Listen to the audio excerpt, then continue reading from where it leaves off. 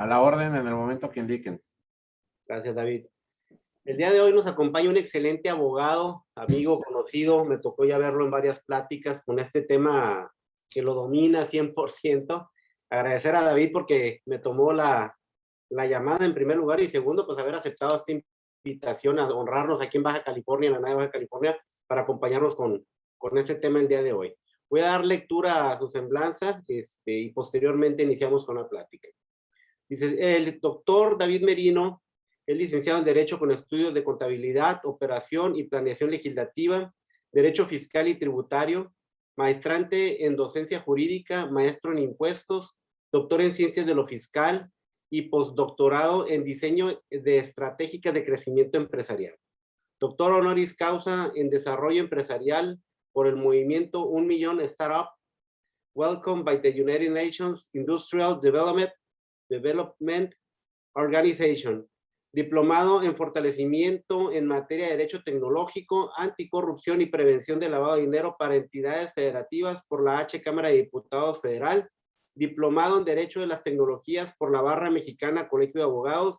Diplomado en Derecho Penal Digital por la Academia Mexicana de Derecho Tecnológico y cuenta con la certificación número 1 en México en prevención de lavado de dinero, anticorrupción, administración de riesgo operativo, compliance e inteligencia financiera con enfoque en sector tecnológico, emitido por la H Cámara de Diputados, la Academia Mexicana de Derecho Tecnológico y la Confederación Deportiva Mexicana, con el apoyo de la Unidad de Inteligencia Financiera, la Procuraduría Fiscal de la Federación, el Servicio de Administración Tributaria, la Organización de las Naciones Unidas y la Comisión Nacional Bancaria y de Valores. Más de 600 conferencias impartidas, investigador y o participante en programas de CONACYT, la ONU, el Banco Internacional de Desarrollo, el Banco Mundial, catedrático de doctorado en la Universidad de La Salle y en otros programas de posgrado en la Universidad Javeriana de Colombia y Politécnica de Madrid, España. Miembro de número de la Academia Mexicana de Derecho Fiscal, del Colegio de Contadores Públicos de México y de la Asociación de Especialistas Certificados en Delitos Financieros, coordinador de la Comisión de Cumplimiento y Buenas Prácticas Compliance de la Barra Mexicana Colegio de Abogados, presidente de la Comisión de Regulación y Entorno Digital de la Asociación Mexicana de Contadores Públicos del Distrito Federal y coordinador de la Comisión de Políticas Públicas y Regulación Digital de la World Compliance Association, Capítulo México, coordinador técnico editorial de la obra Practicum Legal de la editorial Thomson Reuters y autor de los libros Introducción al Derecho Tecnológico e Introducción a los Derechos Humanos Digitales, así como de los artículos de investigación El Derecho al Olvido como Derecho Humano de los Contribuyentes en materia de impuestos digitales. Fintech y comercio electrónico en México, sus repercusiones en las facultades de comprobación e investigación por parte de las autoridades fiscales, los smart contracts y el blockchain como instrumento de regulación de las contribuciones estatales y municipales y materialidad de operaciones para efectos fiscales en el ámbito digital, entre otros. Ganador del Premio Nacional de Impuestos 2014, nombrado líder tributario más influyente de México en 2008 y considerado desde 2004 como uno de los fiscalistas más importantes de México por diversas publicaciones. Ha incubado y acelerado más de 120 proyectos productivos, miembro del Comité Académico del Centro Nacional de Evaluación para la Educación Superior, Ceneval, expresidente fundador de la Asociación de Egresados de la Universidad La Salle y presidente de la Federación de Egresados Lasallistas del Distrito México Sur y Antillas. Miembro del Grupo del Trabajo Empresarial Anticorrupción de la Organización de las Naciones Unidas contra la Droga y el Crimen, el Programa de las Naciones Unidas para el Desarrollo y la Secretaría de la Función Pública. Presidente de la Academia Mexicana de Derecho Tecnológico, es capacitador en tema de Derecho Tecnológico, Anticorrupción, Cumplimiento y Prevención del Lavado de Dinero de la Unidad de Inteligencia Financiera de la Procuraduría Fiscal de la Federación, del Servicio de Administración Tributaria y de la Comisión Nacional Bancaria y de Valores, así como de las unidades de inteligencia patrimonial y economía estatales y de las procuradurías fiscales estatales. Actualmente cursa el programa directivo en marketing y estrategia digital en la Universidad Panamericana. Es coordinador académico del diplomado con opción a certificación para formación integral de oficiales de cumplimiento normativo, transparencia y anticorrupción de la H Cámara de Diputados Federal y el Instituto Nacional de Desarrollo Social y del taller de formación de especialistas en compliance de subcontratación laboral Es coordinador general del Grupo de Investigación, Análisis y Opinión y del Laboratorio de Políticas Públicas en Regulación Digital de la Comisión de Transparencia y Anticorrupción de la Cámara de Diputados Federal de la actual legislatura, autor del proyecto de la Ley General de Economía Ratificada y Entorno Digital y asesor del Gobierno Federal en materia de regulación digital. Doctor David Merino, pues, tiene un amplio currículum, como lo estamos viendo. Le damos la bienvenida a NADE. Sea usted bien recibido y le cedo la palabra para poder llevar a cabo la charla el día de hoy. Bienvenido. Muchísimas gracias. Un gusto y un verdadero honor estar con la gente de ANADE. Básicamente soy David. He tenido una vida muy aburrida, por eso de repente es el tema de la reseña. Pero me encanta el derecho digital, el derecho tecnológico. Inclusive desde el día de ayer, no es cierto, antier, no es cierto, ayer fue uno, ya no sé ni en qué día estamos. Desde ayer, que fue 1 de septiembre, soy socio de una firma, es de contadores, se llama Russell Bedford México, y encabezo el área de práctica de derecho digital y derecho tecnológico. Es un gusto culposo que tengo hace, pues, 20 y algo de años, desde 1999 que me titulé, que mi tesis se llama El Derecho Espacial y su relación con las telecomunicaciones en México. Entonces, nos gusta el tema, no había sido tan connotado la rama del derecho, y vamos a empezar a verla con muchísimo gusto. Traigo una presentación, preguntaba el tiempo de la duración para más o menos ver qué tan rápido me voy, porque traigo más de 100 láminas, pero no se preocupen, sí da tiempo de verlas, eso es un tema importante. Y la segunda, me disculpo de antemano por si sucede, pero hoy es martes, perdón, hoy es jueves, es día de sesión en la Cámara y estoy esperando una llamada de presidencia para un tema que se está discutiendo ahorita con el tema de designación de comisiones. Entonces, si llegare a pasar, que no, la estoy esperando desde las 10 de la mañana, pero si llegare a pasar, voy a tener que tomarla, no tardo mucho, no tardo más que un par de minutos. Es para un tema del grupo que yo dirijo y coordino en la Cámara en materia de anticorrupción. Pero espero que no pase, ¿sale? Pero les aviso. Bien, vamos a ver, aquí sí se ven las cosas. Aquí se debería de ver.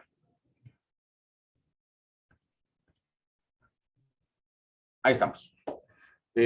Vamos a ver, lo que traje es un tema de introducción al derecho tecnológico, al derecho digital, que ahorita vamos a ver si es lo mismo o no es lo mismo. De entrada yo les preguntaría, ¿cuál es su peor o su mejor socio de negocios en la época actual?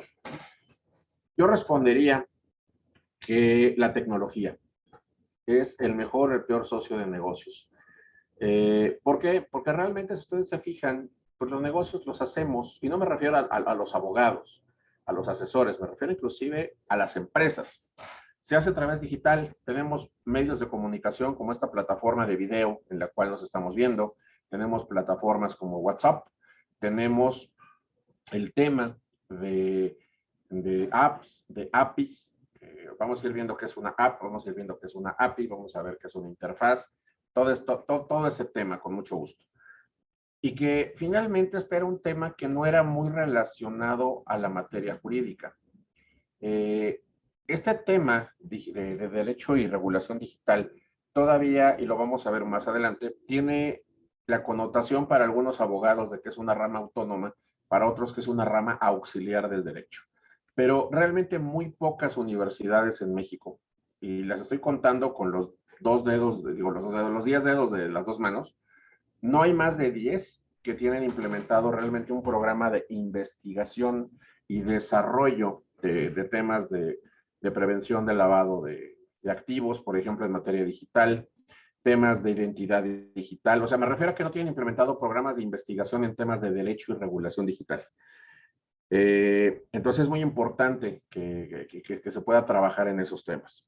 Todos tenemos una cosa de estas, un teléfono celular, un teléfono, a casi todos además es un smartphone, que son estos teléfonos que traen más funciones que nuestra cabeza y que de una o de otra forma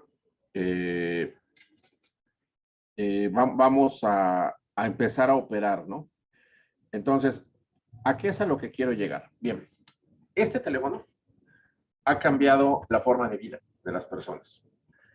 Estos objetos que están ahí son algunos o algunos tantos de los que han sido sustituidos precisamente por el teléfono. Por lo cual, déjenme abrir el chat. Aquí lo voy a tener de este lado. Ahí está. Y cualquier comentario que tengan, con mucho gusto, y lo voy viendo. Bien. Ahora, ¿qué tipo de empresa hay ahora? Y esto lo enfoqué hacia empresas, pues porque es la ANADE, ¿sí? Abogados de empresa, entonces la presentación la enfoqué hacia temas empresariales. Espero que me perdonen ese atrevimiento. No solo es hablar de temas jurídicos, sino temas de economía y empresariales. ¿Qué tipo de empresa soy? Es la pregunta que ahora se hace. Tenemos que entender un tema. Hay dos tipos de empresa y esto nos va a servir en materia legal. No es lo mismo dar asesoría o ser abogado de una empresa de economía datificada que ser una de entorno digital o una híbrida. Es decir, las empresas de economía datificada son estas empresas cuyo el core business, el centro del negocio es la data. La big data, la megadata, como se le quiera llamar. Es decir, son datos y ese dato además es un bien y ese bien además tiene un valor, porque en términos de la norma de información financiera C8 es un activo intangible y ese activo intangible al final del día es un cargo o gasto diferido. Ese cargo o gasto diferido es inversión y tiene dos implicaciones. La primera es que la puedo hacer deducible bajo el esquema de otras inversiones al 15% anual. Resultado, le disminuyo el impuesto sobre la renta 15% de ese valor anual a mi cliente o a la empresa donde yo estoy. Y segundo, mejora el estado de posición financiera al tratarse de un bien. Es decir, tiene obviamente una connotación además financiera y económica muy importante. Pero estas son las empresas de economía datificada. ¿Cuáles son? Pues muchos ejemplos. Por ejemplo, Uber, que es una empresa que maneja data. Realmente no es una empresa de transporte, es una empresa de data que conecta personas que tienen un auto con personas que necesitan transportarse. Airbnb, que es exactamente el mismo caso. Tenemos empresas de delivery como Rappi, por ejemplo, o de comercio electrónico o digital, que es, por ejemplo, Mercado Libre. Ahora, tenemos también empresas de entorno digital. Las empresas de entorno digital son estas empresas que lo que venden es algo tradicional, tienen un mercado tradicional. Por ejemplo, aerolíneas o hoteles, ¿sí? Servicios turísticos, los cuales yo los puedo comprar, yo los puedo adquirir sin ningún problema, perfectamente a través de una plataforma que se puede auxiliar de un chatbot o inclusive del mismo portal. Pero ojo, no son empresas que viven del dato. Ellos prestan servicios o venden bienes, pero bienes propios. No es el intermediario, sino es directamente el vendedor el que tiene este perfil. Y lo hace a través de un canal digital, a través de un entorno digital. Entonces, las empresas realmente en el mundo, para efectos de regulación, también se dividen en economía datificada y en entorno digital. Y están las híbridas, las que tienen obviamente las dos características que les he comentado. Además de que dentro de las híbridas también entran las fintech. Estas empresas que son autorizadas por las instituciones de tecnología, la ley de instituciones de tecnología financiera que se publicó en el 2018, en marzo, que tuvo una vacatio legis de un año y que en el 2019, pues, entra en vigor la ley. Y que, por ejemplo, Mercado Libre, que es una empresa de economía datificada, tiene Mercado Pago, que es una fintech, por lo tanto se convierte en híbrida. Por ponerle simplemente un ejemplo, Rappi tiene RappiCard, que es la parte también financiera, por lo tanto se convierte en una empresa híbrida, financiera y de economía datificada al mismo tiempo. Ahora, ¿qué se debe dominar en la nueva era? Pues producto, mercado, canal de venta, relación costo, calidad, beneficio, servicio y sobre todo ser agradecido y saber sorprender. Todo esto que les estoy comentando, si ustedes se fijan, se puede hacer ya en vía digital, en canales digitales totalmente, ¿sí? Ya hay productos digitales, obviamente, hay mercados que se manejan enteramente digitales, los canales de venta los podemos tener accesibles en el teléfono y de ahí es donde nosotros vemos la relación costo, calidad y beneficio. Hay servicios inclusive que se prestan a través de los canales o de las apps y también existen ya aplicaciones para lo último, para ese tema de servicio de agradecimiento y sorprender. ¿Por qué los abogados tenemos que meternos a esto? Por un tema importante. En el 2020, el año pasado, se consideró que el 50% de la fuerza laboral del mundo, aquí estoy hablando del mundo, ¿sí? es millennial, es decir, nació de 1980 en adelante. Y el 75% lo va a hacer en el 2025. Es decir, traen un chip diferente. Digo traen porque yo soy más grande. Yo no soy de la generación millennial. Yo soy modelo 1976. Pues yo cumplo 45 años en un mes y algo más o menos. Entonces, yo soy de esta generación que a mí sí me tocó hacer todavía mis trabajos, mis tareas en máquina de escribir. Al principio de la carrera y hacia el final, pues obviamente hacerlas en computadora de estas de monitor verde, ¿no? Monocromática. Soy de la generación del cambio, digamos. Sonó a política eso, pero soy de la generación del cambio digital. Vamos a decirlo así. Entonces, y luego vienen todavía los chicos que ya traen un chip diferente. Ejemplo, mi hijo nació en el 2000, tiene 20 años, 21 propiamente ya, y él es centennial, y ellos es al revés. O sea, ellos no tienen ni idea de cómo era lo analógico antes. Y ellos son el futuro de los negocios. Por lo tanto, nosotros tenemos que adecuarnos a los cambios de la tecnología. De ahí vienen los famosos Business Intelligence, que básicamente son los KPIs, que son los indicadores claves de rendimiento, los cuadros de mando integral, la minería de datos y el famoso cubo OLAP. Y entonces, para cerrar la parte introductoria, ¿qué necesito yo para tener un negocio exitoso actualmente? Primero, plataforma tecnológica. Pero ¿qué creen, colegas? Las plataformas tecnológicas tienen leyes. No puedo hacer lo que yo quiera en una plataforma tecnológica. De entrada, por ejemplo, si esa plataforma tecnológica va a tener contacto directo con clientes y voy a recabar clientes, ¿qué ley me aplicaría? La Ley Federal de Protección de Datos en posesión de particulares. Digo, simplemente por decir una. Pero también hay derechos humanos digitales que ahorita vamos a ver que aplican en esa plataforma tecnológica. Oye, productos y servicios financieros o accesorios. Fíjate que si lo que yo vendo o el servicio que yo tengo me lo vas a pagar en línea, entonces me aplica otra ley, la Ley de Instituciones de Tecnología Financiera, por ejemplo. ¿A través de qué? De una de esas 4 regulaciones que tiene. Recordemos que la Ley de Instituciones de Tecnología Financiera regula 4 características o 4 áreas, ¿no? Las plataformas de pagos, que sería el caso en el cual les estoy comentando, los modelos novedosos o sandbox, las plataformas de economía colaborativa o crowdfunding, específicamente las de lending y equity, son las que más contemplan, y desde luego las criptomonedas o activos virtuales, ¿sí? Oye, la economía colaborativa, que es este crowdfunding, sí, se estila ya mucho, en materia inmobiliaria, por ejemplo, pero tiene regulaciones también. Y obviamente, pues todo el marco en materia de derecho tecnológico. Se van a dar cuenta que yo no hablo de derecho digital, yo hablo de derecho tecnológico, porque yo considero que el derecho tecnológico va más allá de lo digital. ¿Sí? Ahorita voy a entrar a ese tema. Ahora, el derecho tecnológico, ustedes van a ver que se refiere uno al derecho tecnológico como LOTEC, LegalTech, Juretech, Juristech, LexTech, derecho digital, informático, tecnológico, cuántico y otras más que cada quien se va inventando. ¿A qué me refiero?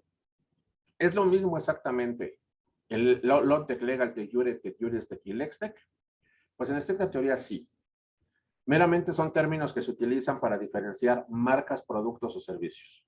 Es decir, por ejemplo, Lextech es de un gran amigo mío, Adolfo González. Juristech y Juretech son marcas registradas mías. Legaltech y Lotech son de otros también buenos conocidos. ¿A qué es a lo que voy?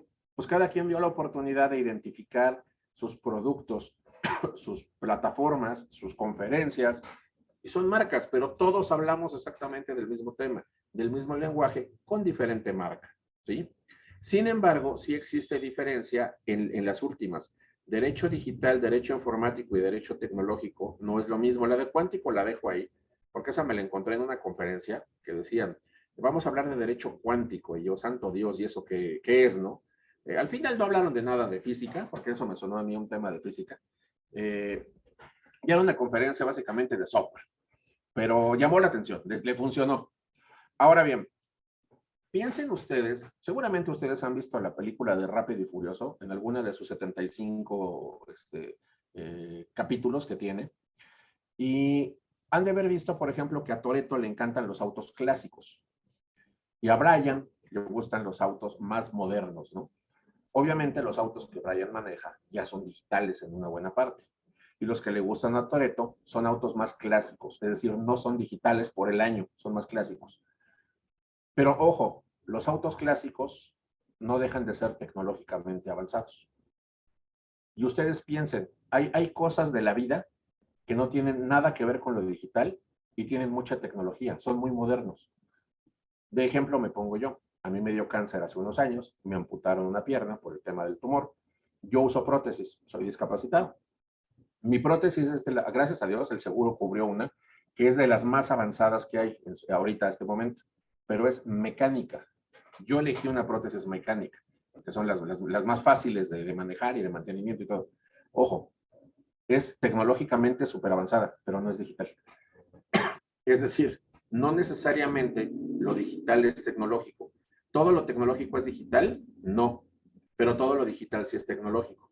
Por eso yo hablo de derecho tecnológico, no solamente de derecho digital, porque las leyes no contemplan solo lo digital. Si nos vamos a la ley de propiedad industrial, por ejemplo, yo puedo registrar modelos de utilidad o patentes de cosas no digitales y no por eso dejan de ser tecnológicas. Entonces, por eso yo abarco como derecho tecnológico y por eso la academia que yo presido es la Academia Mexicana de Derecho Tecnológico, porque no solamente vemos temas digitales o informáticos. Entonces, una vez aclarada la precisión entre uno y otro, tenemos que ver también que existe el derecho informático. Yo empecé a estudiar esto derivado de un libro del derecho informático del gran maestro Julio Telles. Hace 25 años más o menos yo lo conocía el libro. ¿Y qué sucedió?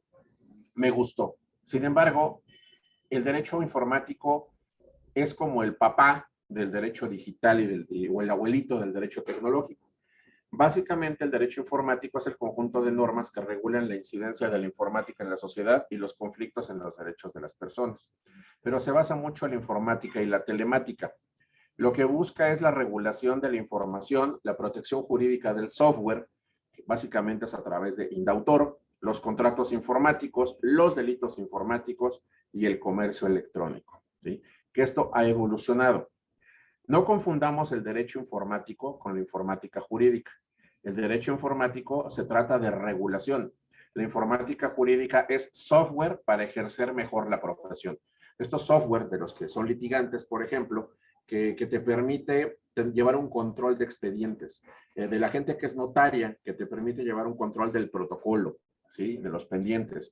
Eso es informática jurídica. Y la informática jurídica se divide en 3 niveles o fuentes: la que nos ayuda a la eficiencia documental, la que nos ayuda a controlar y gestionar la administración, y la informática jurídica de toma de decisión o neta decisional, es decir, son estos algoritmos de inteligencia artificial que nos dan inclusive probabilidades acerca de temas que se le consultan en materia de software, ¿no? Ahora bien, llegamos al derecho tecnológico. Para mí, el derecho tecnológico no es otra cosa sino el conjunto de principios y normas que regulan los efectos jurídicos de la relación que existe entre la persona, el derecho y la tecnología. Es decir, ese vínculo o nexo causal que existe de la tecnología y el derecho, ¿sí? Es el derecho tecnológico, ¿sí? ¿Y cuál es el objeto? Interpretar, integrar y sistematizar el ordenamiento jurídico para su aplicación. La definición es mía, está en mi libro de introducción al derecho tecnológico y es susceptible de cualquier mejora con los comentarios que ustedes me hagan, desde luego. Ahora bien, recuerden, todo lo informático y digital es tecnológico, pero no todo lo tecnológico es informático o digital. Entonces hay que tener muy claro cuando hablamos de derecho digital, de derecho informático o de derecho tecnológico.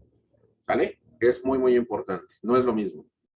¿Algún comentario o duda hasta aquí? ¿No? Vamos a entrar a lo bueno. Ok.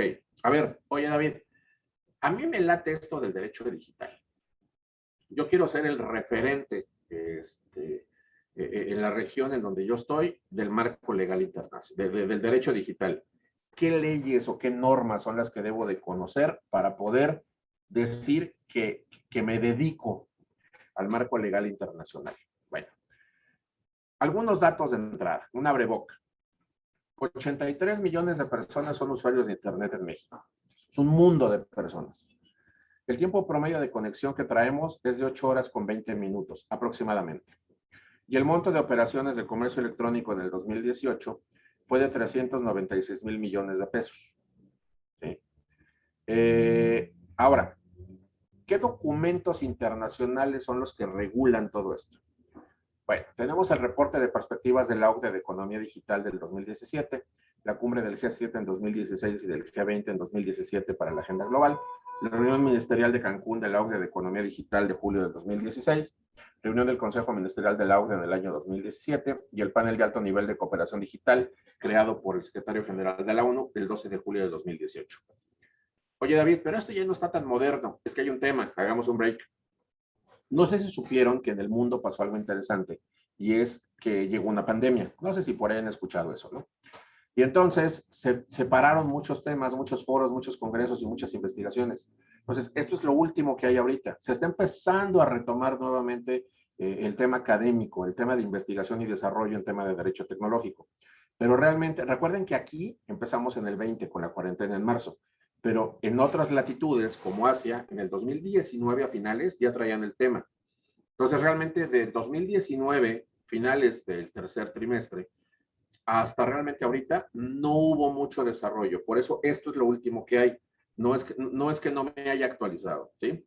Aquí tienen la liga para ver ese reporte que se llama la era de la interdependencia digital, que precisamente es de la ONU, y que es del 10 de junio de 2019. Tienen que conocer la guía de identidad digital del Grupo de Acción Financiera Internacional, GAFI, que es de marzo del 2020, que es esta entidad que se dedica a realizar las recomendaciones y lineamientos a nivel internacional en materia de prevención del lavado de dinero, que tiene sus 40 recomendaciones, que son las que se siguen y se evalúan por parte de los países. Los indicadores de riesgo, señales de alerta en activos virtuales, o sea, criptomonedas, llámese criptomonedas, en materia de lavado de dinero y financiamiento al terrorismo, también de GAFI, de septiembre del 2020. Y entonces entramos a un tema que son los derechos humanos. Quien se dedique a la rama digital tiene que conocer los derechos humanos, pero no solo los tradicionales, los de las primeras 3 generaciones, también aquellos que son de la 4ª y 5ª generación, que se está desarrollando la 5ª. Recordemos que la primera generación nos protege como ciudadanos frente al poder estatal. La segunda es la consagración del derecho social y va a garantizar los medios de desarrollo de vida digno. La tercera generación precisamente es un tema de medio ambiente, un tema de un medio natural sano, el derecho a la paz. Y llega esta 4ª generación que básicamente es el proteger a la persona de la gestión de la tecnología. Traemos una 5ª generación ya en proceso que tiene que ver con los androides, humanoides o la generación de inteligencia artificial. ¿Qué derechos humanos digitales existen actualmente en el mundo? ¿Sí? Bueno, empecemos porque en el año 2011 la Asamblea General de la ONU emite un acuerdo, ¿sí?, en el cual México lo firma, porque México estuvo de acuerdo, en que el acceso al Internet sea considerado un derecho humano digital. Por eso, que se firmó en el 2011, es que en el 2013 se modifica el párrafo 3 del artículo 6 de nuestra Constitución Federal, que garantiza hasta el día de hoy que el acceso al Internet es un derecho humano. Ahora bien, en el 2018, la ONU ratifica la importancia de ese derecho humano. Y existen diversas disposiciones. Existe lo que es la neutralidad de la red. Recordemos que la red se refiere al Internet, que es esa carretera por la cual circulan paquetes de datos. Paquetes de datos pequeños, paquetes de datos muy grandes. Básicamente es una carretera por la cual circulan desde bicicletas y motocicletas hasta autobuses o ferrocarriles, ¿sí? Entonces, dependiendo del paquete de datos. El respeto a la neutralidad de la red se encuentra consagrado en México, sí, no como tal en la Constitución, pero sí por las normas secundarias que emite el IFETEL. Y se refiere al tratamiento y velocidad para el envío y recepción de paquetes de datos en el Internet. Tenemos el derecho a educación digital, que es que nuestros estudiantes, desde educación básica hasta superior, tengan clases, tengan sesiones donde se desarrollen sus herramientas y sus capacidades y habilidades en materia digital. Temas como robótica, programación, etc. Tenemos el tema de protección de los menores en Internet. Esto deriva de un documento que se llama The COPPA Act, C-O-P-P-A, así se llama la ley, The COPPA Act, y hay una de las situaciones que suceden, es que precisamente garantiza este derecho humano digital que los menores apoyados por la familia y el Estado tengan acceso a los contenidos de Internet, pero bajo ciertas restricciones, bajo ciertas limitantes. Tenemos al derecho de intimidad y uso de dispositivos digitales en el ámbito laboral. Básicamente es que no le puedo prohibir a los colaboradores, a los trabajadores que utilicen sus dispositivos digitales mientras están trabajando, a menos que esté establecido así en el reglamento interior de trabajo o en disposiciones internas de trabajo o en su contrato individual o colectivo, ¿sí? Este ha sido todo un tema derivado de la reforma teletrabajo publicada en enero del 2020, pero digamos que así es como se ha manejado la reforma, ¿no?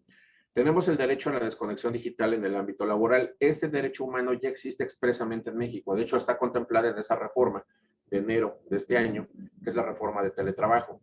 Básicamente se refiere a que los trabajadores tienen el derecho a no responder llamadas, mensajes o contactos que se hagan a través de medios digitales por sus empleadores, por sus patrones, si están fuera del horario laboral establecido dentro del contrato de trabajo y obviamente en una modalidad de teletrabajo. Recordemos que no todo trabajo que se haga en casa se considera teletrabajo. Tiene ciertas características y requisitos, pero si esta persona sí está en la modalidad que se considera teletrabajo, tiene el derecho humano a la desconexión digital porque ya está consagrado precisamente en nuestra legislación. Tenemos el derecho a la protección de la integridad personal ante la tecnología. Aquí un comentario de paréntesis. Técnicamente, esto debería estar en la Constitución, antes de que me digan, pero es que si no es derecho humano porque está en una ley federal, no está en la Constitución. Sí, pero hay una característica bien importante.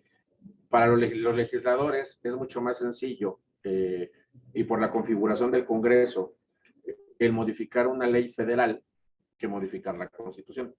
Entonces, por eso es por lo que lo han estado incorporando en diversas leyes, que son leyes generales o leyes federales, y no se ha modificado, no se ha incorporado como tal a la norma constitucional. ¿Sí? Pero a nivel universal se consideran derechos humanos digitales. Bien, el derecho a la protección de integridad personal ante la tecnología.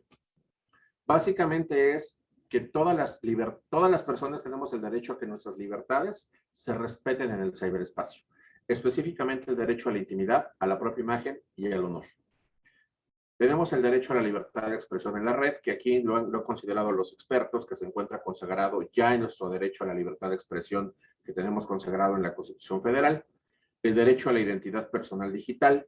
Este es un derecho que ahorita está como sui generis, y explico por qué. Ya se aprobó por la Cámara de Diputados, la legislatura pasada, la nueva ley de población, la nueva ley general de población. En el artículo 80 en adelante aproximadamente, viene regulada, viene contemplada la existencia de la cédula digital de identidad. O sea, ya existe jurídicamente, cabe aclarar, solo ha sido votada por la Cámara de Diputados. En este periodo que inició apenas el día de ayer, la colegisladora, el Senado, pues verá obviamente si le hace modificaciones, si la aprueba y la vota. Pero por eso les digo que este sui generis ya está aprobado por la de diputados, falta la colegisladora para que apruebe la nueva Ley General de Población, y ahí se contempla ya la existencia de este derecho a la identidad personal digital expresamente a través de un documento digital, ¿sí? Que sería la cédula digital de identidad, ¿sí? Y obviamente también se referiría a que esto, con el paso del tiempo, podría llevar a que esta persona controle su identidad en la red para temas de injerencia o de gestión, ¿sí?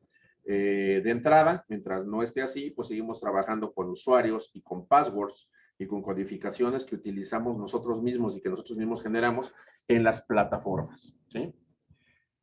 Tengo el derecho a la privacidad en entornos tecnológicos, que esto ya está contemplado en México en nuestras dos leyes, la Ley Federal de Protección de Datos Personales en posesión de particulares y la Ley Federal de Protección de Datos Personales en posesión de sujetos obligados. Tenemos el derecho a transparencia y responsabilidad en el uso algorítmico. Básicamente es que si alguna información mía va a ser analizada por algoritmos, yo tengo el derecho de saber cómo funcionan esos algoritmos, con excepciones obviamente de eminente lógica, ¿no? Por ejemplo, si yo le quiero preguntar a la UIF cómo funciona el algoritmo bajo el cual analizan operaciones relevantes o operaciones sospechosas en materia de prevención del lavado de dinero, obvio no me lo van a dar, ¿sí? Por un tema de seguridad nacional. Entonces son de estos temas interesantes en los cuales tenemos que ir trabajando y entender que hay algunas excepciones. Tenemos el derecho a disponer precisamente de una última instancia humana en decisiones de sistemas expertos, ¿sí? Es decir, toda persona tiene derecho a que las decisiones que afectan su desarrollo personal y sus derechos no sean a partir del tratamiento automatizado de la información. Es decir, si un algoritmo determinó que algo pasa o deja de pasar y eso me afecta, yo tengo el derecho de solicitar que una instancia humana revise lo que ese algoritmo decidió. Tenemos el derecho a la igualdad de oportunidades en la economía digital, que esto lo vemos en el cine, por ejemplo, ¿no?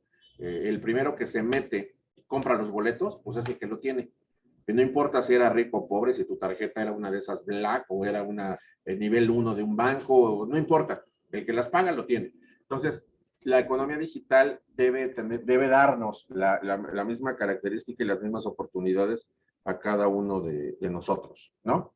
Tenemos también el tema de el derecho a las garantías de los consumidores en comercio digital. Esto es bien importante porque vamos a ver que precisamente hay 3 nuevas disposiciones, nuevas entre comillas, ¿sí?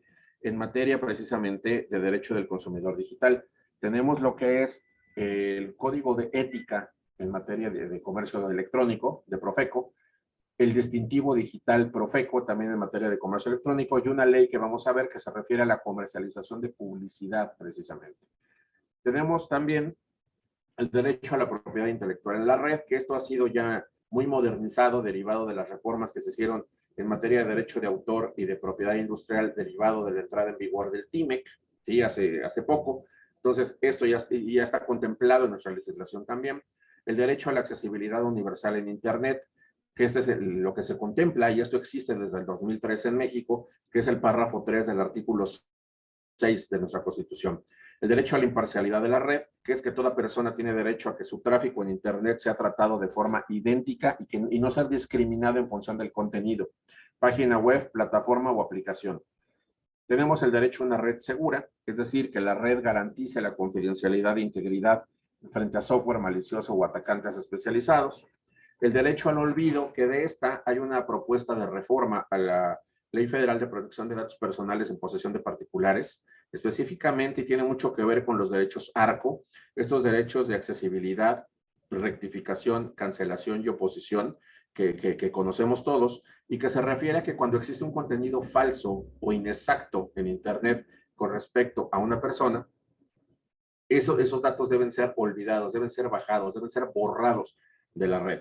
Tenemos un derecho al legado digital, que inclusive aquí hay un tema bien interesante en el Código Civil de la Ciudad de México. Se realizó una reforma el mes pasado en el cual ya existe el protocolo electrónico y el testamento y el legado digital también, en la forma, ¿sí? Y también se contempla en los contenidos.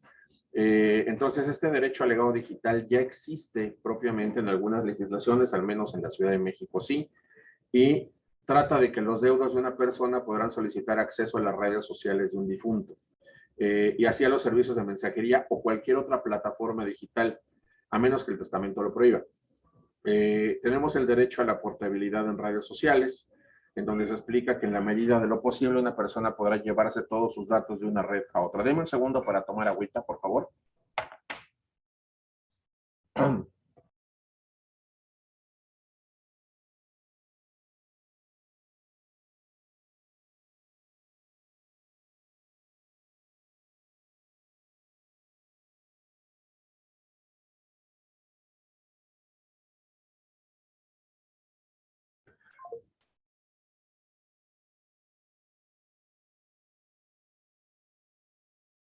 Perdón, estaba silenciado. ¿Qué otros documentos son importantes que conozcan? La Declaratoria Conjunta de Libertad de Expresión en Internet de la ONU y la Organización de Seguridad y Cooperación en Europa, que es del 2011, la Declaración de la Asamblea General de la ONU declarando acceso a Internet como un derecho humano, que es de junio del 2011, que es lo que les comentaba, la Resolución del Consejo de Derechos Humanos de la ONU del 29 de junio de 2012 sobre promoción, protección y disfrute de derechos humanos en Internet, la Declaración del Consejo de Derechos Humanos de la ONU para Protección de Derechos Humanos del ámbito digital del 1 de julio del 2016. Y les voy a contar cosas que se me han ocurrido así en la cabeza, que yo no lo hago porque no litigo. Por eso les digo yo de broma que no soy abogado realmente, no soy abogado postulante. ¿Sí? Es muy fácil sentarse aquí cuando eres teórico Yo ayudo, litigo, entre comillas, porque soy perito, y llevo procesos, porque eso sí lo llevo, cuando se trata de derecho digital, evidentemente. Pero si ustedes me dicen, David, ¿tú eres penalista? No. Oye, pero tú eres especialista en prevención de lavado de activos. Sí, pero una cosa es el fondo del asunto, si es lavado o no es lavado, y otra cosa es aventarte ante el juez de control y todo el tema, ¿no? Eso se lo dejamos a los especialistas. ¿Por qué se los cuento? Les voy a hacer una pregunta. No sé si hay por aquí algún fiscalista, pero seguramente hay alguno que le guste el derecho fiscal aquí, de los que nos están viendo, de los colegas. Todos conocemos el listado de EDOS y EPOS, empresas que deducen operaciones simuladas y empresas que facturan operaciones simuladas. El 69. ¿Están de acuerdo que cuando sale alguien en la lista, tienes la opción de poder desvirtuar que tú no eres de esas empresas, llevas un proceso y aunque han sido pocos, sí ha habido empresas que han ganado el procedimiento? Y entonces te quitan de esa lista, pero te ponen en otra que también es pública, que dice empresas que han desvirtuado. Se ha considerado por los técnicos que eso violenta el derecho humano, precisamente, al derecho al olvido. ¿Por qué? Porque si eso está en Internet, entonces yo, contribuyente, ejerciendo el derecho humano al olvido, ¿sí?, debería obligarse a la autoridad a que mi nombre se baje de esa lista de EFOS, aunque esté yo, digamos, solventado en el tema de haber demostrado que yo no fui.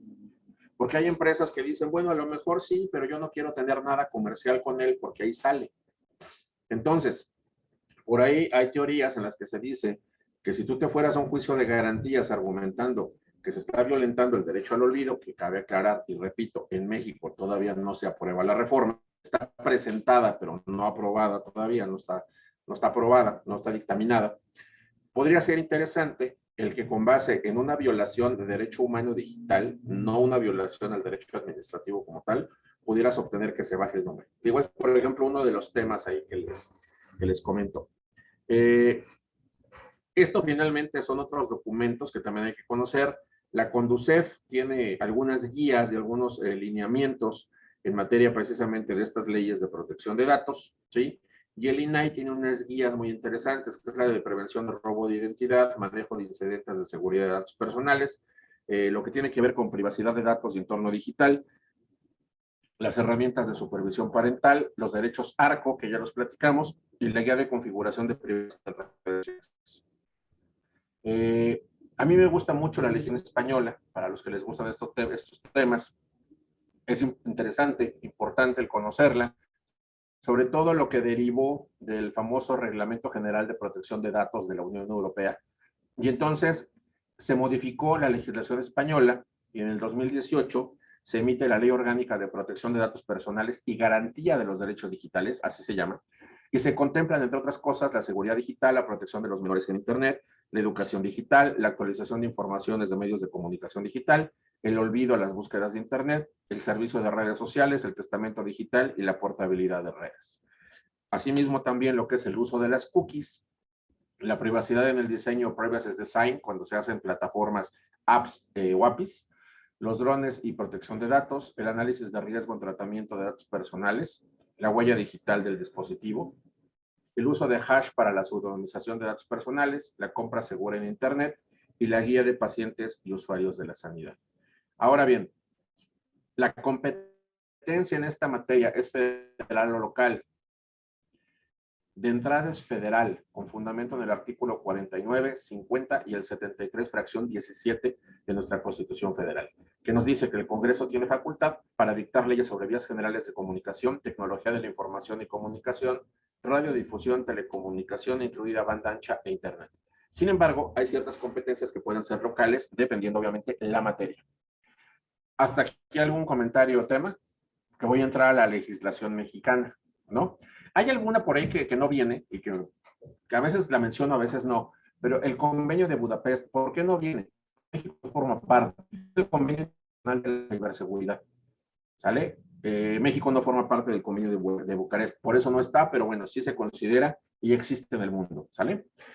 En México, bueno, tendríamos nosotros que ver y partir por el párrafo 3 del artículo 6 de nuestra Constitución Federal, que es el que ya les comenté, que nos garantiza acceso al Internet, precisamente las tecnologías de información y comunicación, radiación y telecomunicaciones, incluido banda ancha e Internet. Pero tenemos que conocer otras leyes, ¿sí? Un abogado que se dedica al derecho digital en México, ¿qué tendría que conocer? A ver, la Ley Federal de Telecomunicaciones y Radiodifusión, la Estrategia de Tecnologías de Información y Comunicación del Gobierno Federal, el decreto por el que se establece la ventanilla única nacional para trámites de gobierno. Hay 4 normatividades que ustedes tendrían que conocer. Una de ellas, y van a ver que aquí en la presentación me refiero a ella como BUN, B-U-N, ¿sí? El B-U-N es ventanilla única digital, ¿sí? Es ventanilla única nacional, perdón, del BUN. Tenemos el EIDA, ¿sí? Que es el de abajo. El EIDA básicamente es el esquema de interoperabilidad y datos abiertos, que también es de gobierno, ¿sale? Esquema de interoperabilidad y datos abiertos. Tenemos otra vez el decreto BUN, los criterios técnicos de fuente de confianza, ¿sí? Del 2017, la Ley General de Protección de Datos Personales en posesión de sujetos obligados, al igual que la de posesión de particulares, ¿sí? El acuerdo de Estrategia Digital Nacional, tanto el anterior como el proyecto que actualmente está en COFEMER. Tenemos nosotros el decreto que establece medidas para uso eficiente, transparente y eficaz de recursos públicos, específicamente en TIC, información y comunicación. Tenemos la Ley de Firma Electrónica Avanzada y su reglamento, el Código de Comercio, el Código Fiscal de la Federación, el Código Civil Federal, la norma oficial mexicana 151-2016, que es la que habla de conservación de mensaje de datos y digitalización de documentos, la Ley Federal de Protección del Consumidor, el acuerdo del CIDGE, que es la Comisión Intersecretarial para el Desarrollo del Gobierno Electrónico, el reglamento de la Oficina de Presidencia de la República de 2019, cuando se crea la Coordinación de Estrategia Digital Nacional, el Código de Ética en materia de comercio electrónico de Profeco, la guía técnica de cadena de custodia de evidencia digital de la Unidad de Investigaciones Cibernéticas y Operaciones Tecnológicas de la Agencia de Investigación Criminal de la Fiscalía General de la República, el Acuerdo General del Consejo de la Judicatura, por el que se expide el protocolo de actuación para obtención y tratamiento de recursos informáticos y evidencia digital, la Ley General de Población, con la cédula digital de identidad, la Ley de Instituciones de Tecnología Financiera, la Circular Única de Bancos para combatir el robo de identidad, el oficio P321-2020 de la Comisión Bancaria y de Valores, que se regula el onboarding remoto digital, la Circular 37-2020 relativa a modificaciones de la Circular 4-2019, que habla precisamente de las operaciones con activos virtuales del Banco de México, el acuerdo por el que se van a conocer lineamientos para solicitud, uso y registro del distintivo digital Profeco, que es de la misma fecha, el 26 de febrero del 2021, que es el acuerdo por el que se emite el Código de Ética en materia de comercio electrónico de Profeco, y esta ley que les comentaba, que es la Ley para Transparencia, Prevención y Combate a Prácticas Indebidas en materia de contratación de publicidad. Son poquitas, ¿verdad?, las normas que tenemos que conocer en materia de derecho digital. Y lo más interesante es que se trata de una rama transversal, por lo cual le aplica a distintas ramas, obviamente, en materia jurídica.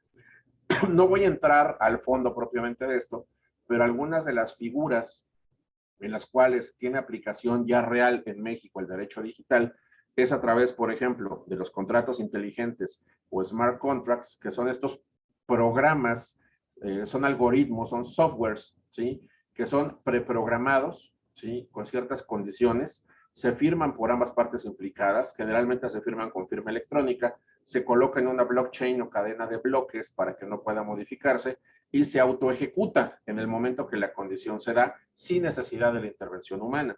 Para esto requiero de un blockchain, que básicamente es un algoritmo que se configura en una cadena de bloques, una cadena punto a punto, en la cual si yo modifico cierta parte del algoritmo o del código, se enteran todos los demás, por lo cual se vuelve muy seguro y es una forma de dar credibilidad y certeza a las operaciones en materia digital o en materia electrónica. Estos blockchains se dicen que se introducen por Satoshi Nakamoto en el año 2009 con el Bitcoin, ¿sí? Pero existen muchísimos. Ahora, el blockchain puede ser propio o puede ser de un tercero. Yo puedo montar mi token o mi plataforma en un blockchain de tercero, como podría ser a lo mejor el de Ethereum. Me voy un poco rápido, porque de hablar de estos temas, cada uno lleva un seminario, ¿no? Tenemos la firma electrónica, que la firma electrónica también ya se aplica en México, y debemos de recordar que básicamente a nivel nacional, a nivel federal, tenemos una firma electrónica, que es la firma electrónica avanzada. que es una firma de doble nivel, pero también existen otras firmas. Existe la firma electrónica simple y la firma electrónica avanzada. Y esta firma electrónica avanzada hay minimalista, ¿sí? Y la de 2 niveles, que es como la que tenemos un archivo SER, que es el certificado, y un archivo KEY, que es la llave, ¿no? Y sigue un modelo sugerido por la UNICTRAL, la Comisión de las Naciones Unidas para el Derecho Internacional Comercial. Tenemos que recordar también que existen algunas firmas electrónicas estatales. Por ejemplo, en la Ciudad de México tenemos una firma electrónica que la otorga el gobierno de la Ciudad de México y que se trabaja bajo un modelo que se llama modelo de equivalencia funcional, en las cuales muchos tienen duda de que sea equivalente a la firma electrónica nacional y otros tienen la certeza de que sí funciona. ¿Qué diferencia hay? A nivel federal, pues la Secretaría de Economía y el SAT, la Secretaría de Hacienda, es quien otorga la firma electrónica avanzada. Y la firma electrónica de la Ciudad de México la puede obtener cualquier persona, aunque no esté dado de alta en Hacienda. Entonces, ahí es uno de los temas de estos modelos de equivalencia funcional en materia de firma electrónica que van a ser muy interesantes de estudiar para los abogados, para, obviamente, en materia de cumplimiento de obligaciones, pues ver que esas obligaciones, esos convenios, esos contratos a los cuales nos estamos nosotros obligando, verdaderamente cumplen con los requisitos de existencia y de validez con lo que respecta a la firma y al consentimiento, a la demostración y manifestación real del consentimiento de haber querido llevar a cabo esa operación y obligarme en los términos establecidos en el documento. Criptomonedas y activos virtuales es todo un tema. Básicamente les diré que en México no se aceptan las criptomonedas dentro de la ley como criptomonedas, se aceptan como activos virtuales. Hay una circular emitida por el Banco de México en el 2019, en marzo del 2019, por el cual se prohíbe a las entidades financieras, ¿sí?, la comercialización y la promoción y oferta y utilización de criptomonedas a público en general. Y digamos, fuera de esa circular y de esa prohibición y restricción, obviamente se puede realizar. Inclusive, si tú quisieras comercializar como exchange, tendrías que subirte a la Ley de Instituciones de Tecnología Financiera, precisamente, ya sea en el capítulo de criptoactivos o como modelo novedoso. Tendrías que ver cómo entras y obtener tu autorización como entidad de tecnología financiera o fintech.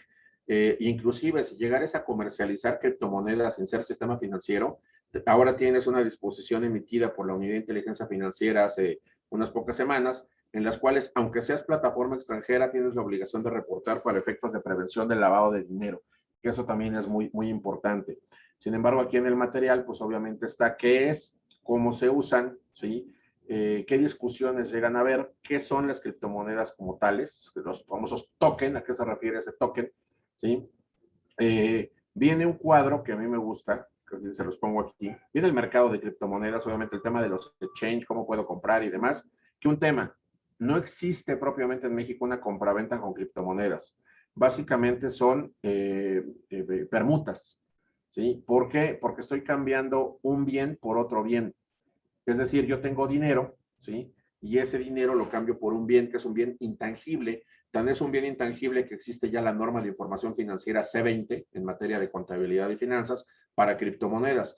Y ese bien lo intercambio por otro bien. El problema es que en materia de impuesto, pues la permuta, el mutuo, genera doble enajenación. Entonces hay que analizar muy bien el tema de impuestos, ¿no?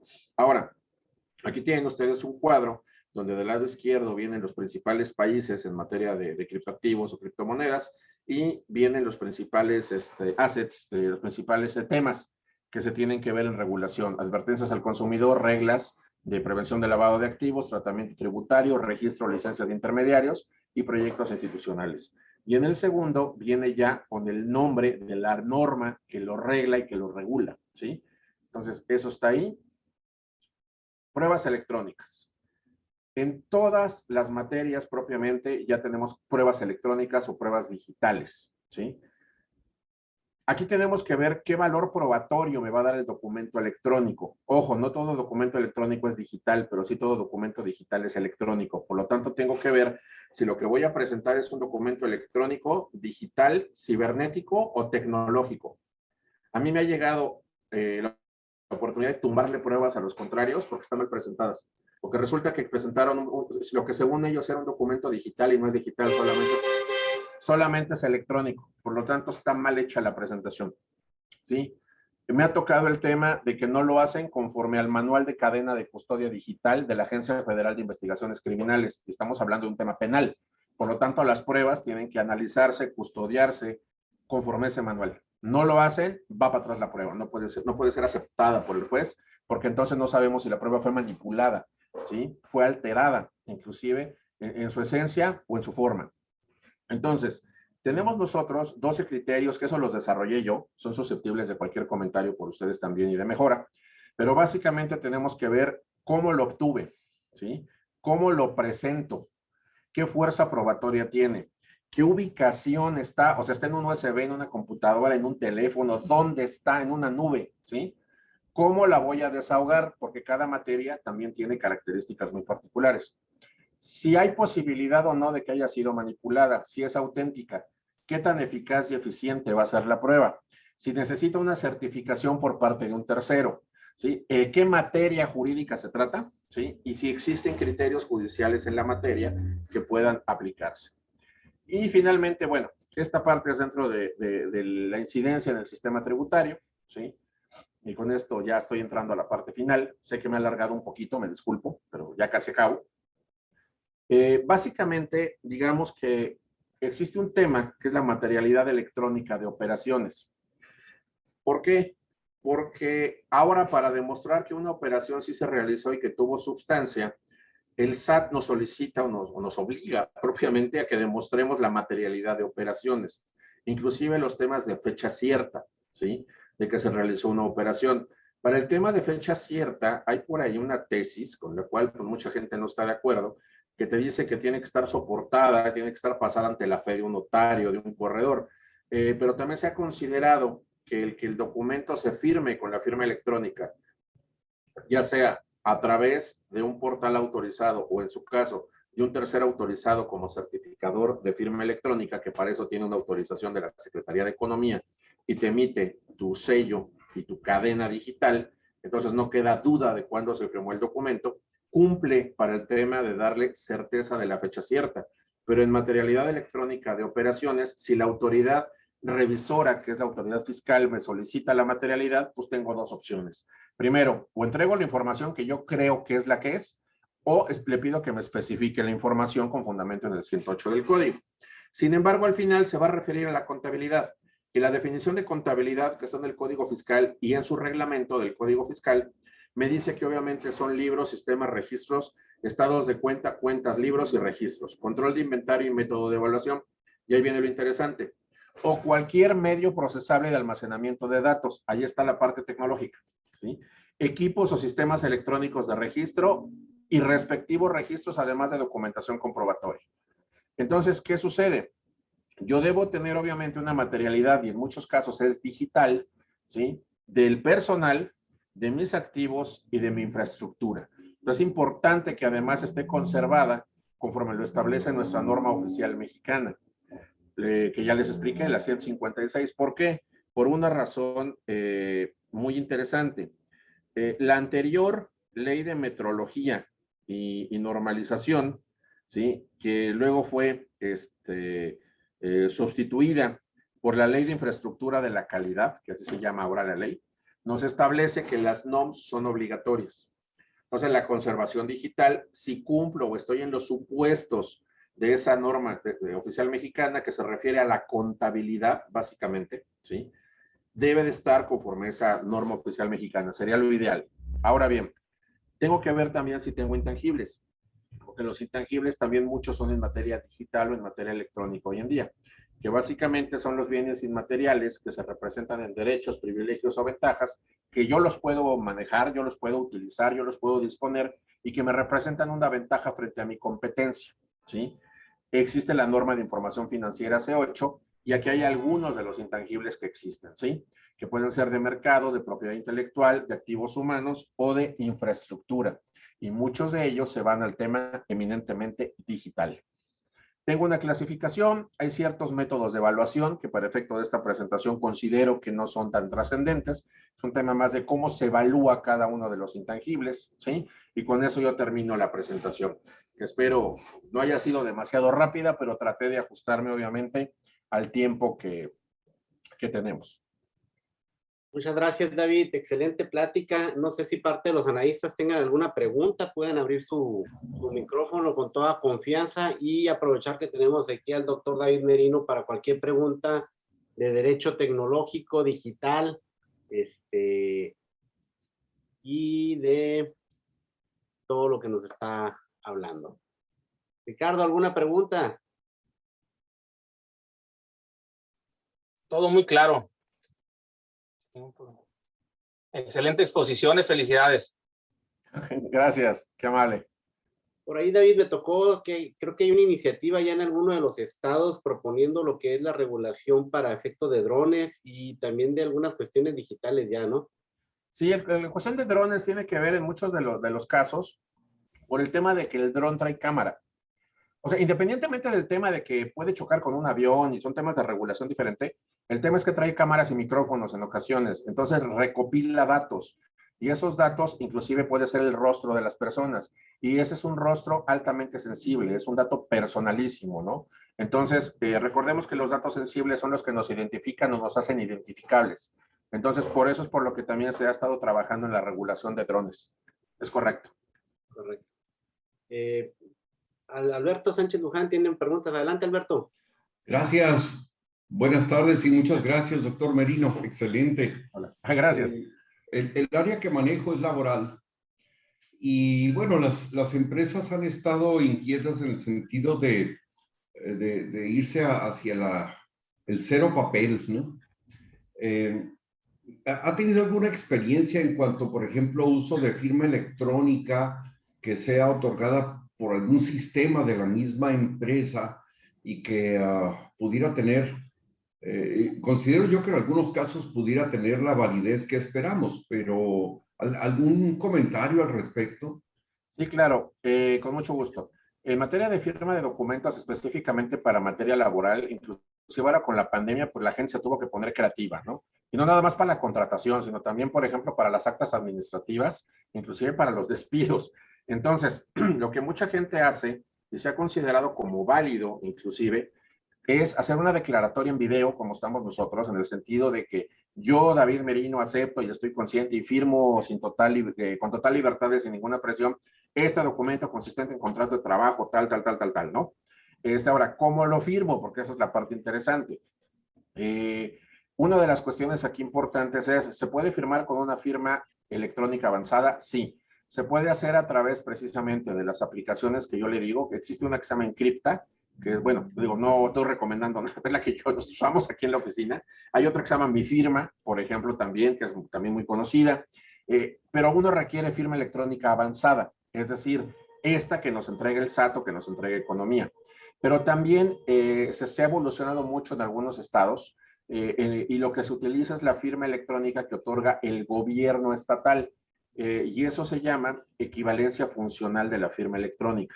Entonces, sí tenemos experiencias, sí tenemos buenos resultados, y al decir tenemos, me refiero al mundo jurídico mexicano, ¿sí? Ya ha sido aceptado inclusive por jueces, bueno, en este caso por juntas, vamos a decirlo así, porque son las juntas locales e inclusive la federal. Pero sí, de esa forma es como se ha estado desarrollando, se ha estado solucionando, ¿no? El tema de que yo lo firmo, lo escaneo, te mando la foto, tú lo imprimes, lo vuelves a firmar y me mandas la foto de regreso, tampoco funciona tanto, ¿sí? Pero a través de estas aplicaciones se llega a solucionar, digamos, el tema. No sé si le respondí.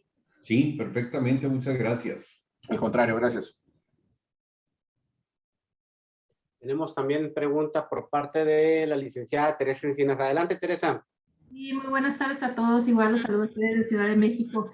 La verdad, excelente exposición. Nosotros inclusive va muy de la mano con un proyecto que acabamos de integrar ahorita Coparmex Digital. Nos subimos ahorita con el tema de los contratos electrónicos y mi pregunta sería los elementos fundamentales que debe contener la firma electrónica. Tengo entendido que son 4. No sé si me pudiera comentar un poco al respecto de estos elementos fundamentales. Sí, con mucho gusto. Primero voy a entrar nuevamente al tema que ya mencioné, ¿sí? De que no hay una sola firma electrónica en el mundo. Inclusive en México no hay una sola firma electrónica. La gran mayoría de la población lo que considera es que debe de generarse una firma que sea accesible a la gente. ¿A qué es a lo que voy? Cuando usted sale a la calle y pregunta qué es una firma electrónica, lo que le van a contestar a ustedes que es la del SAT. O sea, por desgracia, ¿sí? Porque no es la única. Sin embargo, no sé si a ustedes les ha tocado que de repente van a comprar algo. Bueno, ahora ya no tanto porque es con el NIP, pero cuando las tarjetas no eran de NIP, que ustedes iban a hacer una compra a algún comercio chiquito, utilizaban estas plataformas. Miren, yo aquí tengo uno, no les digo qué marca es, pero yo tengo uno de estos que se conecta y que puedes pasar tu tarjeta. Es que además tengo un pequeño negocio con mi esposa de Globoflex y arreglos de globos para fiestas y esas cosas. Entonces, funciona para eso. Pero a lo que voy es, ahorita aquí tú pones la tarjeta, le picas el NIP y se acabó. Pero había unos antes donde te daban el teléfono y con el dedo tenías que poner la firma. No sé si a alguien le tocó, a mí sí. Eso, muchos dicen, oye, a ver, ¿eso es una firma digital o es una firma semiautógrafa o qué es? Bueno, a ver, la firma electrónica básicamente hay firma electrónica minimalista, firma electrónica avanzada. Y hay firma electrónica de un nivel y firma electrónica de 2 niveles, ¿sale? En México la del SAT es de 2 niveles. Tiene un certificado y tiene una llave. Ahora bien, no necesariamente tiene que ser esa, ¿sí? Repito, pueden existir hasta firmas electrónicas empresariales, institucionales, ¿sí? Pero tienen que ser validadas de alguna forma. Y para eso es la pregunta que nos hace, con mucho gusto, la colega Teresa Encinas. A ver, primero, el primer elemento, no los voy a decir en el orden, o sea, no tiene ninguna mayor o menor relevancia. El primero es demostrar que la firma es tuya. O sea, ¿cómo demuestro que esa firma electrónica sí la obtuve de ti? ¿Sí? Y que no la inventé, ¿sí? Segundo, lo que se llama prueba de intención. Los estoy leyendo, cabe aclarar, para no equivocarme. El tercero es la verificación de identidad del signatario. Es decir, una cosa es que yo te dé la firma electrónica a ti y otra cosa es que tú uses tu firma electrónica. Eso se daba mucho en temas fiscales. Es que yo no fui el que hizo la declaración, fue mi contador. Ah, pues sí, pero la firma electrónica era la tuya. Y dentro de los 25 papeles que firmas cuando te dan la firma electrónica, tú firmas y juras por el osito panda que no le vas a dar la firma electrónica absolutamente a nadie. Entonces, y el último, garantizar lo que es la auditabilidad. Recordemos que la firma electrónica básicamente sustituye nuestra firma autógrafa. Y entonces, tiene una ventaja además la firma electrónica. La firma electrónica, en términos de la ley de firma electrónica, es irrefutable. Eso dice la ley de firma electrónica, su reglamento. Pero se está refiriendo en su mayoría a la firma electrónica del SAT, la que da también economía. Entonces, habrá que ver a nivel estatal cómo se trabaja y cómo se desarrolla cada una de las firmas. En la Ciudad de México, para el tema, por ejemplo, de firma de los testamentos, porque ahora ya se pueden firmar ciertos documentos de última voluntad, los testamentos, no todos, pero algunos, con firma electrónica. Entonces la gente decía, voy a tener que ir al SAT a darme de alta nomás por firmar mi testamento. No, es la firma electrónica de la Ciudad de México que se considera que es equiparable o tiene ese modelo de equiparabilidad con la firma electrónica avanzada. No sé si le contesté. Perdón, ¿cuál fue el primero? Sí, que me quedó muy claro. Aquí también el tema importante es que esos elementos fundamentales tengan esta evidencia criptográfica, ¿no? De que también lo podemos nosotros hacerlo prueba plena en juicio, ¿no? Sí. Básicamente, digamos que hay distintos elementos con los cuales uno puede firmar digitalmente. Por ejemplo, puede ser una firma digitalizada en papel, que sería una firma minimalista o firma digital simple, que es esta de que uno le ponía el telefonito y ya quedó. Pero también se puede firmar a través de biometría hemática. Eso es un estudio de laboratorio. Biometría digital, ¿sí? Se puede hacer a través de un token. Por ejemplo, aquí yo tengo el mío, miren, no sé de qué banco es, pero yo aquí tengo mi token. Esto que se utiliza, ¿sí? Esto es una firma electrónica. Es a través de algo que se llama tokenización. Entonces, lo que tienen ustedes que ver es cómo van a demostrar que ese token, si es de esa persona, que ese password es de esa persona, que esa encriptación, ese código, como la firma electrónica avanzada, es de esa persona. Es decir, cuando ustedes emitan la firma electrónica, tiene que quedar claro que esa persona la solicitó, que validaron que esa persona sí es esa persona, que la entregaron y que además esa persona manifestó que él era el único que le iba a usar para que se cumplan con los requisitos. Doctor David, yo tengo otra inquietud por ahí que sé que era irrefutable y entiendo los medios de seguridad que se tienen respecto de las firmas electrónicas, sobre todo la avanzada. Me ha tocado ya ver casos donde gente de alguna u otra forma se hicieron de las firmas electrónicas avanzadas de diversas empresas o personas físicas con ciertas actividades que tienen el SAT y dieron mal uso a esa misma firma electrónica avanzada para emitir ciertos comprobantes sin que tenga conocimiento el propio contribuyente. En este caso, digo, el SAT dice, oye, es irrefutable, si tú lo diste, tú lo diste. Bueno, y yo cómo sé que tú estás resguardando bien los datos porque no quisiera yo afirmar, pero al parecer venía de adentro, mismo adentro donde venía la filtración del mal uso de esas firmas por empleados. Entonces entramos en otro problema, oye, el mismo que le está emitiendo, que supuestamente me tiene que dar esa seguridad de encriptación, pues me está fallando, ¿no?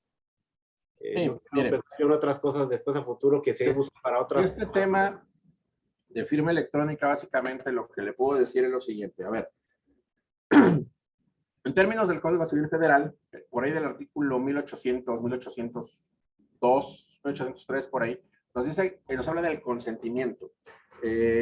Y nos dice que el consentimiento puede ser expreso o tácito, ¿sí? Cuando yo uso, obviamente, mi firma electrónica, estoy hablando de un consentimiento expreso.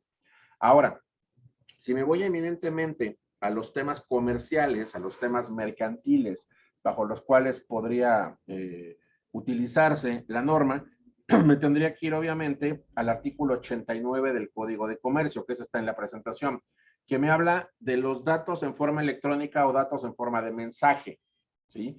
Al final del día, la firma electrónica son datos en forma de documento o datos en forma de mensaje. Y obviamente nos dice que esos datos, al ir acompañados de un tema de firma electrónica, producen los mismos efectos jurídicos que la firma autógrafa, ¿sí? Entonces, aquí es a lo que voy. A lo que voy es, tenemos nosotros que entender que existe un procedimiento de impugnación que yo puedo iniciar, diciendo, oye, la firma electrónica, pues sí es la mía, pero yo no la puse, ¿sí? Esa firma electrónica fue obtenida, pues de alguna forma, ¿sí? Que puede haber mil. Tenemos antecedentes interesantes y le voy a decir cuáles son, colega. Primero, los de los bancos. Se han estado emitiendo recientemente criterios por parte de nuestro alto tribunal en el cual se establece que en el caso de transferencias electrónicas y depósitos, de retiros de depósitos en cuentas de banco, es el banco el que tiene que demostrar y no el contribuyente, digo el contribuyente y no el cuentaviente, ¿sí? Que el banco no tuvo errores en la debida diligencia o resguardo de sus mismas plataformas. Eso aplicado, porque estamos hablando de que para usted retirar electrónicamente de una plataforma bancaria necesita una firma electrónica. O sea, no obviamente la del SAT, pero sí un usuario, una contraseña y una tokenización generalmente. En algunos hasta reconocimiento facial de datos biométricos. Y obviamente además está el tema de la geolocalización bancaria, que ahora además ya se implementó y que no hablamos, pero no hablamos porque si no vamos a meter en otro rollo. Entonces, lo que yo le diría es, ¿hay formas de demostrarlo? Sí, hay formas de demostrarlo. ¿Se puede hacer tecnológicamente? Sí, también se puede hacer tecnológicamente. También se puede saber específicamente de qué dirección IP, de qué red, de qué nodo y de qué computadora se ingresó a la firma electrónica.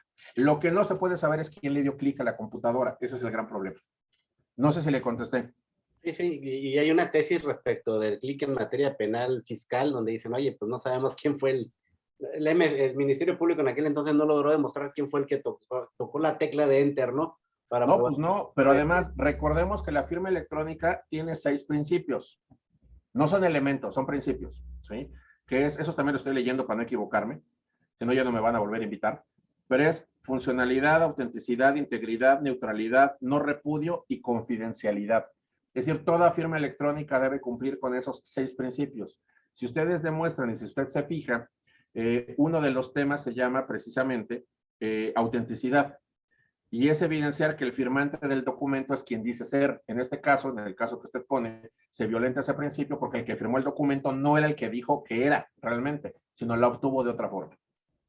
Correcto. No sé si contesté adecuadamente. Sí, correcto. Tenemos otra pregunta, doctor. David González, adelante. Sí, buenas tardes, noches. Precisamente ahorita lo que estaba tocando el tema, doctor David, de lo de los bancos, porque ha habido varios fraudes, o sea, en cuanto a la autenticidad de los tokens. Sí. De hecho, me tocó con un cliente que le hicieron un hackeo del token, porque no fue ni con su token. Entonces, el hecho bueno, ya comentó ahorita que es obligación de los bancos. De hecho, ya en Conducef ya saben que es obligación del banco, pero le dan muchas largas, o sea, te tienes que ir hasta un juicio mercantil para poder hacer válido eso. En este caso, tuvimos suerte y el banco regresó el dinero porque se demostró que no fue el cliente el cuentaviente el que hizo la transacción. Pero tengo otros casos que se ha tenido que ir a juicio porque no quieren, el banco no, te vas a conducir y el apoderado del banco dice, no, pues vete a juicio porque aquí no te voy a reconocer que no fuiste tú. Ante eso, o sea, no queda otra opción más que, digo, en Conducef se lavan las manos que si el apoderado del banco no te da solución, te vayas al juicio y te dan tu dictamen por parte de Conducef. Entonces, porque digo, ya saben ellos que tienen que autentificar que haya sido tú como cuentaviente el que hayas hecho la operación. Ahorita con la tecnología, ya como ya lo comentó, pues se sabe de qué computadora, de qué IP, de todos los datos que pueden ser rastreados, y no de ahorita, de toda la vida se han podido rastrear de dónde se hace la operación. Pero en su opinión o en su experiencia, ¿qué es lo que más recomendable hay? Todo lo que usted dijo. Es que no es mala contestación, pero es que al final, lo ideal, lo primero, pues es la instancia administrativa. En muchos bancos tienen ahora el ombudsman del cuentaviente. Y entonces dicen, ¿sabes qué? Ya lo analicé. Ojo, no es lo mismo el fraude bancario porque me engañaron por teléfono o vía electrónica con un phishing o con un spyware y yo les di mi contraseña, a cuando ellos hackearon y obtuvieron la contraseña, vaya a saber Dios de dónde. Es diferente. Entonces, obviamente, muchos bancos cuando se dan cuenta que sí la van a perder, dicen, llegan a una negociación. Yo me he enterado que dice, mira, te doy la mitad y ahí muere, en fin. Opción 2, el juicio. Yo obviamente ahí pues requiere de un peritaje en materia tecnológica con un tecnólogo y obviamente también pues irse al proceso. ¿Es tardado? Sí. ¿Es engorroso? Sí, también lo es, pero finalmente con estos criterios y estas tesis que se están generando, que hay de colegiados, hay de plenos de circuito y hay de la Suprema Corte en el sentido, se están obteniendo buenos resultados para esos temas. Excelente, vamos. Así que ya saben, si alguien tiene ese tema, busque al abogado González Flores, él le ayuda. Veamos si alguien más tiene una pregunta. Si no, vamos a otorgarle un agradecimiento, doctor, por su excelente participación. A ver si me apoyan aquí.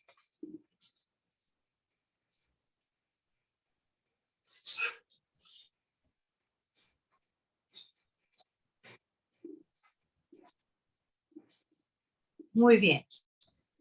Aquí, ANADE Baja California otorga el presente reconocimiento al doctor David Merino por su brillante participación en la exposición del tema Derecho Tecnológico en Mexicali, Baja California, a 2 de septiembre de 2021. Firma el licenciado Francisco Javier Sánchez Pérez, presidente de ANADE Baja California, y su servidora, la licenciada Nuria García Negrete, como vicepresidenta. Agradecemos su participación.